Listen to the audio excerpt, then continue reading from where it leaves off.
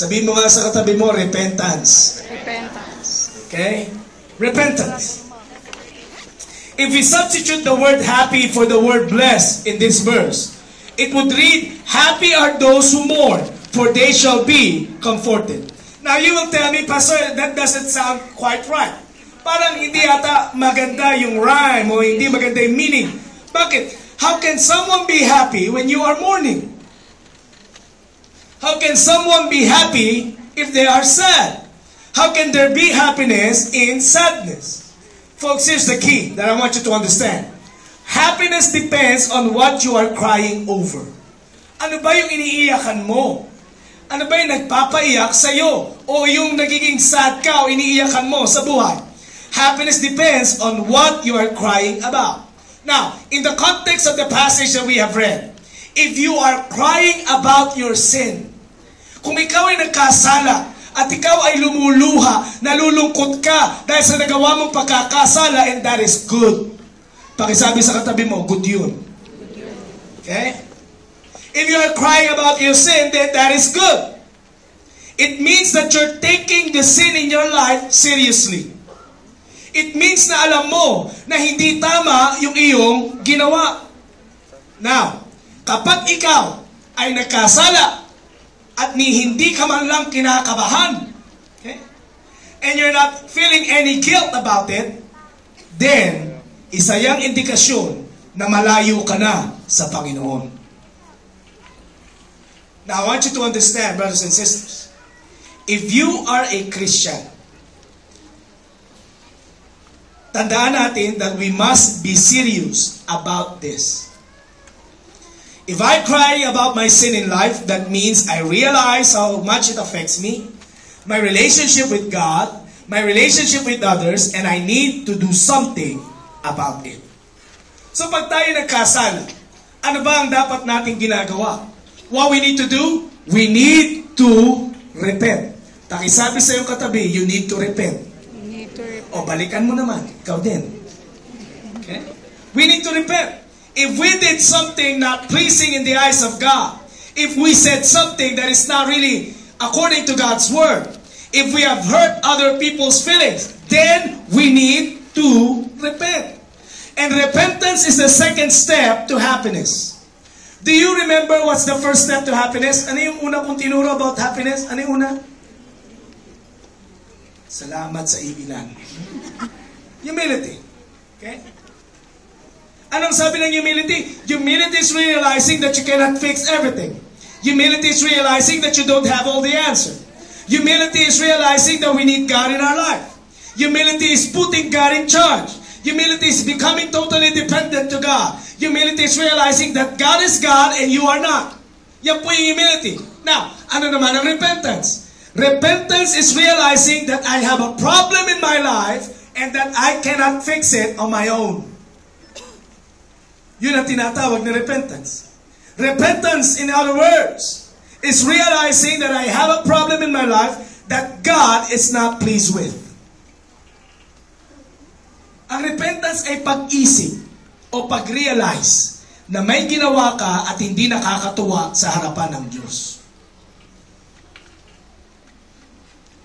Then repentance would step in. Repentance is realizing that I've done some things that are hurting my relationship with my Heavenly Father. Repentance is mourning over my sin in life. Kaya ganoon na lang ang sabi ng Bible, happy are those who mourn, for God will comfort them. Let me say this up front, brothers and sisters. Uunahan na kita. If there is sin in your life, in your life today, may kasalanan kang ginagawa, may kasalanan kang tinatago, meron tayong mga hidden matters in life, makinig ka. Kailangan kang maging concerned about it. Pakisabi sa katabi, be concerned about it. Ha? Huwag ikibit balikat, ha? You should be. If you are a Christian and you are feeling sorry sa nagawa mo, nagigilty ka sa nagawa mong kasalanan, okay yan. That's good. Ibig sabihin, may conviction pa ng Holy Spirit. Amen? Ibig sabihin, kinakausap ka pa ng Panginoon. Tinutuwid pa tayo ng Panginoon. Now, kung Christian ka, sinasabi mo sa akin Christian ka, pero pag nakakagawa ka ng kasalanan, gumagano ka na lang. So, pagka nagkamali ka, so what? Pag ganyan na ang attitude mo, it means that the Holy Spirit, yung conviction ng Holy Spirit sa'yo, napakahina na. Tumigas na ang puso mo. Ang tawag dyan, calloused heart. Pakitanong mo nga yung katabi mo, nagkalyo na ba yun sa'yo?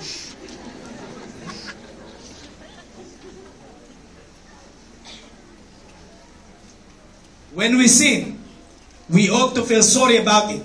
When we sin, we ought to feel guilty. When we sin, we need to mourn over our sin. We ought to repent. Humingi ng kapatawaran sa Panginoon.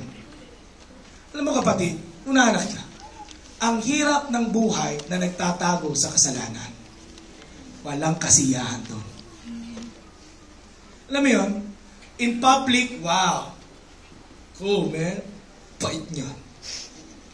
And then in private life, you're doing some things that are not right in the eyes of God, there's no happiness there. Para maging malaya ka, para talagang maging masaya ka, anumang pagkakamali, anumang kasalanan, ihingi ng tawad. Amen? Amen. Pag ganito mga topic, paumul kayo umimin. Now, I want us to understand 3 elements of repentance. Ano ba ang laman ng totoong nagrepent? Okay? Number 1, repentance involves a U-turn. Hindi lamang po sa EDSA uso yan. Okay? Repentance involves a U-turn. Let me tell you that the first step to repentance is not a change of behavior, it is a change of your thinking. Bakit, Pastor? Hindi ba pag nagkakasala, ang pagkakasala ay dahil sa ugali? Oh, no. Before you committed the act, before you had fallen into sin, lahat ng yan nagsimula saan? Sa isip. So if you must repent, at para ikaw ay pumasok sa totoong paghingi ng tawad, you must have a U-turn in your thinking.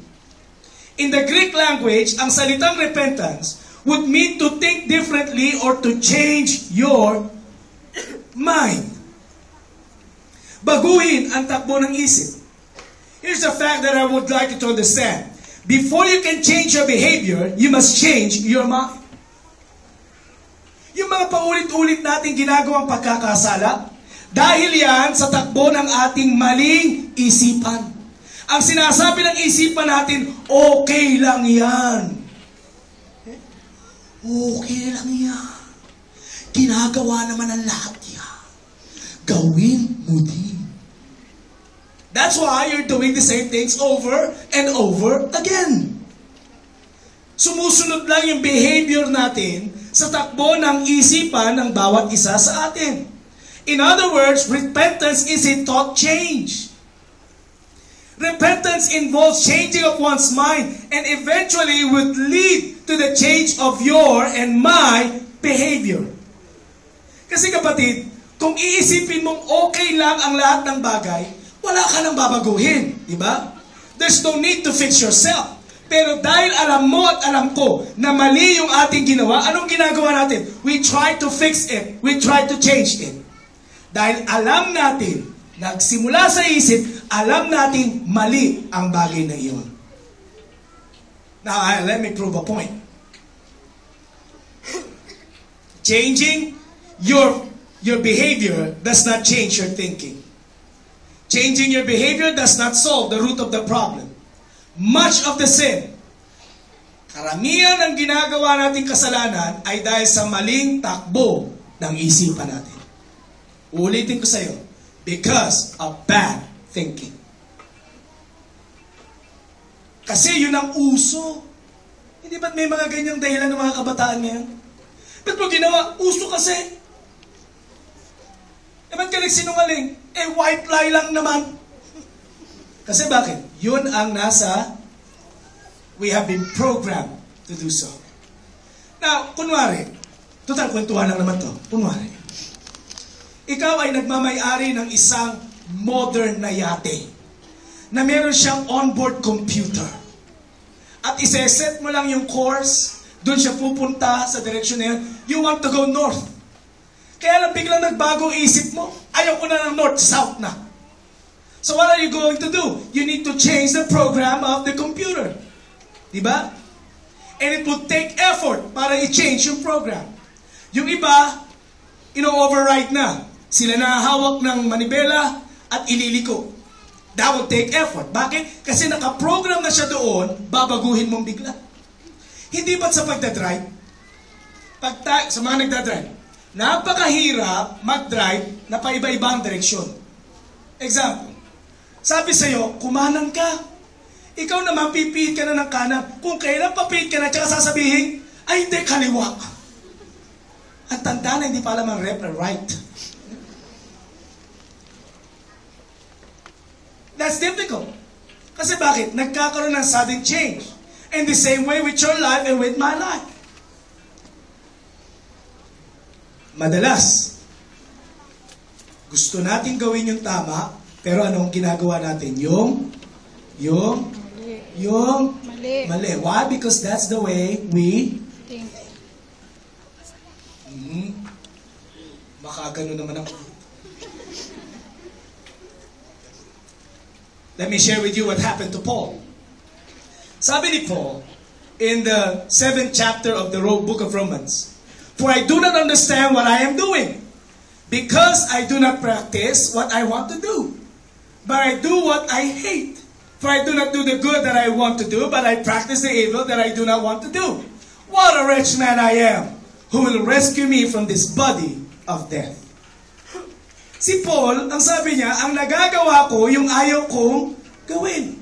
At yung hindi ko dapat gawin, yun ang aking ginagawa. Paul was programmed to sin. Yun ang takbo ng isip niya, okay lang makasala, okay lang. Kaya anong ginagawa ng katawan niya? Sinusunod yung sinasabi ng kanyang isipan. In the modern context that we're having today, di ba, may kanta na uso, gusto kong bumait pero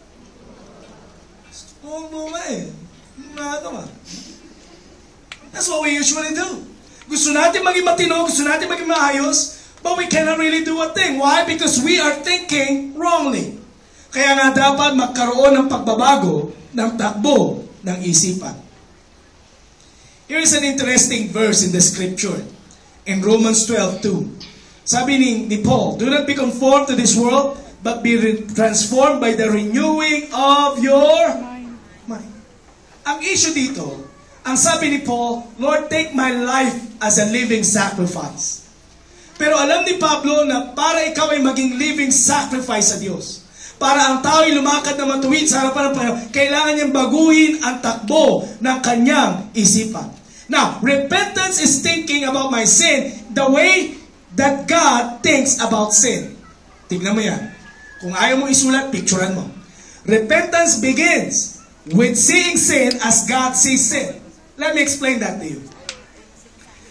Ang tunay na paghingi ng tawad ay pagkilala na yung ginawa mong kasalanan ay kasalanan nga. You're agreeing with God. You're not arguing with God, but you're agreeing with God. Ang sabi ng Bible, masama ang magsinungaling. Ngayon, pag nagsinungaling ka, dapat mong kilalanin yun nga ay mali at kasalanan. Amen? Amen. Hindi ka na nagja-justify. Amen? Amen. Hindi ka na nagpapaliwanag, Lord, white lang naman. Makinig ka, kapatid. Kay white, kay blue, kay red. Lie is lie, and lying is a sin. Paliwanag? Kung hindi mo maintindihan, ang sabi ng Revelation chapter 21, liars go to So kahit na anong klaseng lie pa, yun ay wala nang paliwanagan. Wala nang justification. Pag alam mo kasalanan, you agree with God, Lord, patawarin mo ako. Nagkasala ako sa iyo. Wala nang, Lord, patawarin mo ako, pero gano'n naman kasi ginagawa nila eh. Now, changing your mind, having a U-turn in your mind would mean accepting na kung ano ang tingin ng Diyos sa kasalanan, yun din ang iyong pagtingin. God views sin as sin. God views evil as evil. Sa ating pong panahon ngayon, may tinatawag ng lesser evil. At gano'n, wala naman sa Bible yung lesser evil. Siya nga, nangupit siya, milyon-milyon, ako libo lang. Anong sabi ng iba? Mas mabait ako kaysa sa kanya. Walang gano'n. Ha? Sila nga, pastor, sa balita, bilyon-bilyon ako nga, dinadaya ko lang yung time card ko, pwede na yun. That's not lesser evil. Ang tingin ng Diyos sa mali ay mali. Ang tingin ng Diyos sa puti ay puti, black and black. There's nothing gray in the middle of it. Maliwanag, kapatid? Amen. Kasi sabi nga sa katabi mo, maliwanag ha? Okay? We need to come into agreement with God. We need to change our way of thinking and adapt God's way of thinking. Repentance means involvement, having a U-turn in our minds that would eventually affect our behavior. Let me share with you a testimony. Ayokong gumamit ng ibang illustration, ako na lang. Baka pag gumamit ako ng iba, magalit pa. Bata pa lang ako, manginginom na ako. Kaninang 7 o'clock, napalunok yung tatay ko eh. Kasi bakit? Ang sabi ng tatay ko, pag lalaki ka, dapat umiinom ka. Mature. That's sign of manhood. Yung 7 o'clock, di siya makatingin sa akin. Ayoko, amen. Ang sabi ng tatay ko, okay lang uminom. So anong ngayon ang thinking ko? Tama lang na, kaya araw-araw iinuman kami. Dinadala ko pa yung mga barkada ko, doon kami sa bahay nagiinuman. Ang kauna-unahang naging kainuman ko, tatay ko. Pero ngayon po, pastor na siya. Total, wala naman siya dito. Nasa Nova Mall siya ngayon, okay na. Siya. Kasi yun ang takbo ng isip ko. Ang sinasabi ng isip ko, tama lang niya. Kasi tinuruan ng tatay mo eh. Kaya tama lang. Pero nung na-born again ako, April 5, 1996, I began to study God's Word. I began to understand na mali ang aking ginagawa. Nagkaroon ng pagbabago ng aking isip. Doon lang natigil ang aking pag-inom. Anong unang nabago? Takbo ng pakisabi sa katabi mo, change your mind. Change your mind.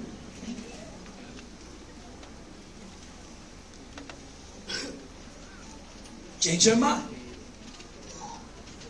Anong sabi ni Paul in Romans 7, 24 to 25? O wretched man that I am, who will deliver me from this body of death? I thank God through Jesus Christ our Lord, so then with the mind I myself serve the law of God. Sabi ni Paul, with the mind. You need to have a mental shift. A mental agreement with God. Kaya si Paul humingi ng tawad sa Diyos. Bakit? Na-realize niya na yung ginagawa niya ay laban sa harapan ng Panginoon. Hindi na siya nagpaliwanag. Ang tanging ginawa niya lang ay humingi ng kapatawaran. That is where repentance begins. Repentance is making a U-turn in our thinking. Kapatid, makinig ka. Kung anumang kasalanan ang ginagawa mo sa buhay mo ngayon, at alam mong mali yan, you need to change your mind about it. What is wrong, what is evil, and you need to come to God for forgiveness. Amen? Second lesson. Elements, rather. Repentance involves confession. Hindi lamang po changing of mind, pero may confession. Oh, man. Confession? Really, Pastor? Confession. Pag-amin ng kasalanan. Do you remember the story of King David? Hindi nung pinatay niya si Goliath, ha? Nung nagkasala si David. Alam nating lahat na itong si David one day, nagpahinga. Sabi niya sa mga sundalo niya, mga sundalo, may gera. Pero mukhang hindi na ako sasama sa gera. Pahipahinga muna ako, may time eh. So anong ginawa ni David? Nagpahinga. Umakyat dun sa kanyang tore. Tinignan ang lahat ng kanyang nasasakupan. At pag kanyang paglingon, nakakita siya ng, wow, may naliligong babae. Kaya nga Bathsheba eh. The word Sheba is woman. Bath is taking a bath. Totoo yun? Hindi talaga Bathsheba yung pangalan niya.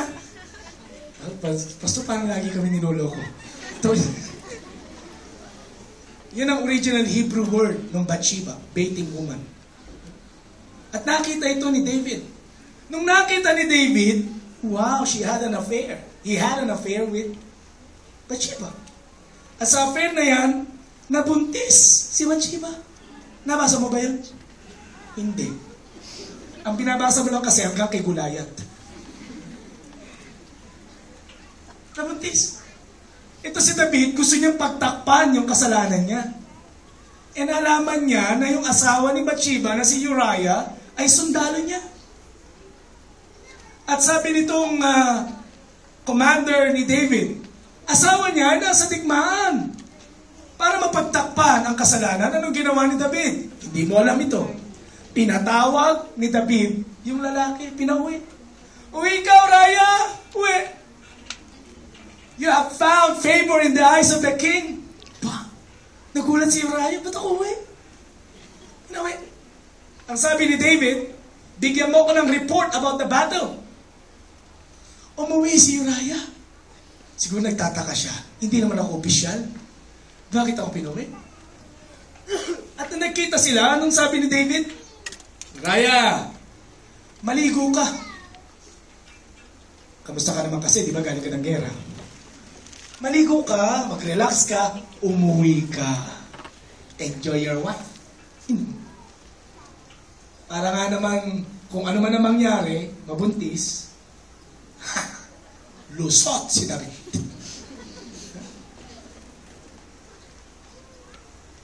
Alam niyo nangyari? Hindi umuwi si Uriah. Hindi umuwi. Nangyari. Tinanong ni David, why did you not come home? Ba't hindi ka umuwi? Talagang di nyo alam yung kwento. Nakagano ka. Kung saan ako pumunta, gumagano ka. Hindi mo alam. Hindi umuwi. Sabi niya, bakit hindi ka umuwi, Uriah? Anong sagot ni Uriah? Panginoon, uuwi ako naiisip ko yung mga kasama ko sundalo sa digmaan. Hindi ko ata maatim na comforted ako. Tapos, ako sabi ni David, supply. Pangalawang hakbang na ginawa ni David. Sabi niya kay Uriah, pumunta ka dito sa aking kaharian. Kumain tayo at uminom. Kain. Uminom. Sure, lasing na si Uriah. Sabi sa kanya ni David, umuwi ka. Enjoy your life. Enjoy your life. Sa sobrang lasing ni Uriah, hindi nakauwi. Hindi umabot ng bahay. Ay sabi ni David, sablay na naman. Magbabasa ka kasi ng Bible, mababasa mo yun. Pagmula 2 Samuel chapter 9 hanggang 11. Alam mo, finally, nag-isip si David. Sabi niya, paano ko ba maliligpit ito at may tatago ko ang sarili ko? Anong ginawa niya? Pinabalik niya si Uriah sa gera. Inutusan niya yung kanyang commander na si Joab. Sabi niya kay Joab, Joab, ilagay mo sa harapan si Uriah. At pag lumusob na kayo, pag nandyan na yung mga kalaban, tumakbo kayo palayo, iwanan niyo siya. Nagulat ka, yun yung instruction. Si Joab, very loyal kay David. Ano lang ang sagot? Sir, yes sir. So nangyari, nilagay si Uriah sa harapan ng digmaan, at nung sila ilulusob na, nag-retreat ang sundalo ni David. Kaya lang, palpak pa rin yung plano. Hindi lang si Uriah yung namatay, maging ang 18 pang ibang sundalo ay namatay. Nung namatay na itong si Uriah, oh, good. This is it. You're mine. Kinuha niya na si Bathsheba. Patay na eh. Akala niya walang nakakaalam. Anong sabi ng Bible? Babasahin ko na yung Bible. Baka sabihin mo, niloloko kita eh. In 2 Samuel 11:27 in the Message translation, anong sabi ng Bible? God was not at all pleased with what David had done. Here's the truth. Many people were affected by the sin of David. Sa buhay natin, many people are affected by our sins as well. Alam mo ba yan? Anong ginawa ng Diyos para kumprontahin si David? Isang araw, itong si David ay nasa kanyang kaharian.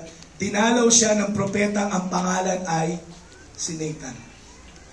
Sabi ni Nathan, King David, how are you, man? I'm cool. How are you, man? Fine, King David. You know, I'm here to ask counsel. Would you like to give me some advice? King David, oh yeah. Get it on, man. Here's the problem, King David. There was a guy who only owns a little lamb, you know, a little animal. That's all that he got. Yun lang ang meron siya. Para sa kanya, kayamanan na yun. Kaya lang, merong isang lalaki, makapangyarihan, kinuha pa kung ano yung natitira na lang doon sa lalaki. Oh, King David, what are you going to do? Anong sabi ni David? Kilupit na tao. Patayin! Ganda ng advice. Justice must be served. Ganda. Anong sabi ni Nathan? Ikaw yun. Talaga, King David, ikaw yun. Anong ginawa ni David? Nagalit ba si David? Inaway niya ba si Nathan? Sinabi niya ba kay Nathan, ano yan, joke? Oh no. Anong kitanging ginawa ni David? He repented. Simple lang. He agreed with God na, Lord, alam ko nagkasala ako. Patawarin mo ako. Anong sabi ng Bible? Winasak niya ang kanyang kasuotan at humingi ng tawad sa harapan ng Panginoon. Hindi na siya nagpaliwanag. Samantalang pwede niyang ipapatay si Nathan para manatiling sikreto ang kanyang kasalanan. Pero mas pinili niyang lumapit sa Diyos. He confessed his sin before God. Inamin niya ito sa Diyos. Hindi siya nahiyang sabihin, Lord, I have done something evil in your eyes. Anong sabi in Psalm 51:4? You're the one I violated and you've seen it all. Seen the full extent of my evil. You have all the facts before you. Whatever you decide about me is fair.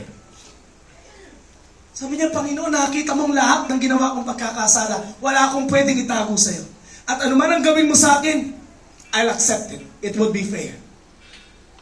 Wala nang paliwanagan.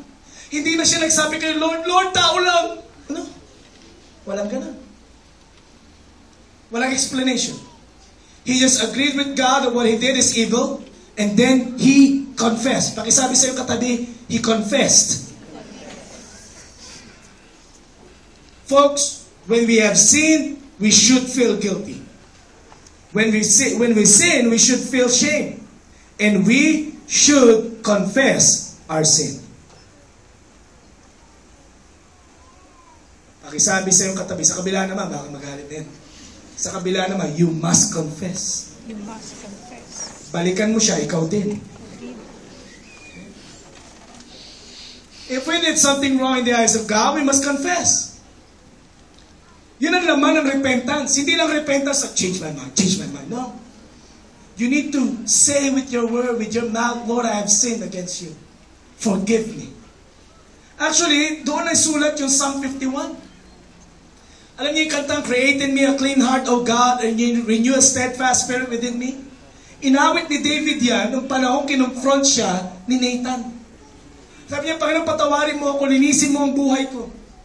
Renew the joy of my salvation. Kinumpisan niya kayang kasalanan sa Panginoon, hindi sa hindi sa tao. I have sinned, Father. before God.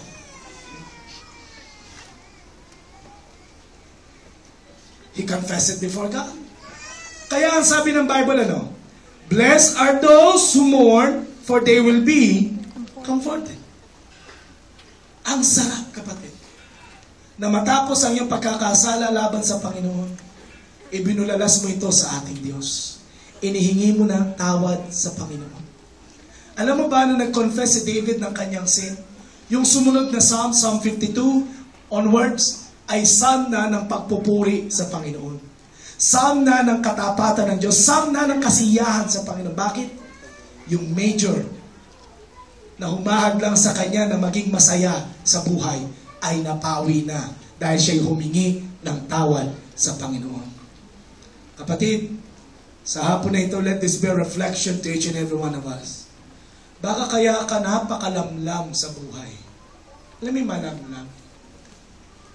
Walang energy, walang happiness. Maybe because you have this sin in your life that you're really embracing even right now. Maybe that's the sin that we have in life na we could not let go. Masaya ka, pero pagka ikaw na lang mag-isa, hindi ka talaga masaya. Why?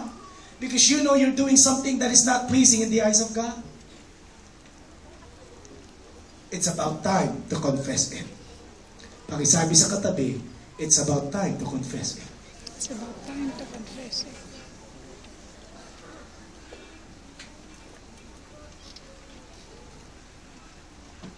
Anong sabi ng Bible? Nasasabihin mo sa akin, Pastor, ang dami kong kasalanan. At yung kasalanan ko, Pastor, you would never believe na kaya ko palang gawin yun. Kapatid, wala namang sukatan ng kasalanan eh. Anong sabi ng Bible? If you confess your sin, He is faithful and just to forgive and to cleanse us from all unrighteousness. 1 John 1:9. Ang sabi dyan, if you confess your sin. Hindi sinabing little sin. Hindi sinabing big sins lang. No. Every sin that we had committed before the eyes of God, if we would confess it, anong assurance ng Diyos? Ikaw ay patatawarin. People may condemn you, but with God, you can always be accepted. Handa kang patawarin ng ating Panginoon. You just have to confess. Pakisabi sa iyong katabi, confess. Confess. The third element. The third element about repentance. Repentance involves depending on God's goodness. Folks, our salvation is based on the goodness of God. Ang sabi ng Bible, for by grace we are saved through faith, and this is not for yourselves, it is God's gift, not from works, so that no one can boast. In Ephesians chapter 2, 8 and 9. Did you know that the goodness of God is to lead us to repentance? Alam mo ba na ang kabutihan ng Diyos ay hindi para abusuhin, makinig ka, kundi para itulak tayo na humingi ng kapatawaran. Follow along with me in Romans chapter 2 and verse 4. Or do you despise the riches of His goodness, forbearance, and long-suffering, not knowing that the goodness of God leads you to repentance? Alam ba na napakabuti ng Diyos? Na sa sobrang buti niya, He's giving us enough time, extra time. Sabi mo nga, extra time. Extra time to repent. Makinig ka. Kung ang Diyos napakalupit, pagka nagkasala tayo ngayon, pwede ka nang, I see the Lord. Pwede ka nang kunin ng Panginoon kagad. Nagkasala ka sa isip lang, no? Mapungko ka sana. Sa isip pa lang. Kung ang Diyos napakalupit, yung pagkakaisip mo pa lang ngayon, sana ikaw di na nabungko. God can do that. But because of God's goodness, He is giving us enough time for us to ask for forgiveness. Anong sabi ng 2 Peter 3:9? The Lord is not slack concerning His promise, as some count slackness, but is long-suffering towards us, not willing that any should perish, but all should come to repentance. Natatanda mo ba yung istorya ni Noah? Si Noah. Huwag ka na mag-iisip ng iba. Noah at ang arko. Kasi gumaganon ka pa eh. Si Noah at ang arko. Alam mo ba kung ilang taon ginawa yung arko? Ilang taon? Ilang? Naku, walang nagbasa sa Genesis lang. 120 years. At anong sabi ng Bible? For 120 years, Noah every day would preach. Ganon kahaba ang patience ng Diyos. Anong sabi ng Bible? Nakita ng Diyos na very wicked ang mundo. Kaya anong gusto niya? Gunawin ang mundo. Pero ginunaw ba kagad ng Diyos? Oh no! Binigyan niya pa ng 120 years. A chance, an opportunity na sila'y magbago. Sila'y lumapit sa Diyos. Pero sabi ng Bible, for 120 years, every day, Noah would preach. Sino lang ang naniwala kay Noah? Pamilya niya. Buti pa yung mga hayop na ligtas. Nobody had come into repentance. They all perished. They all died.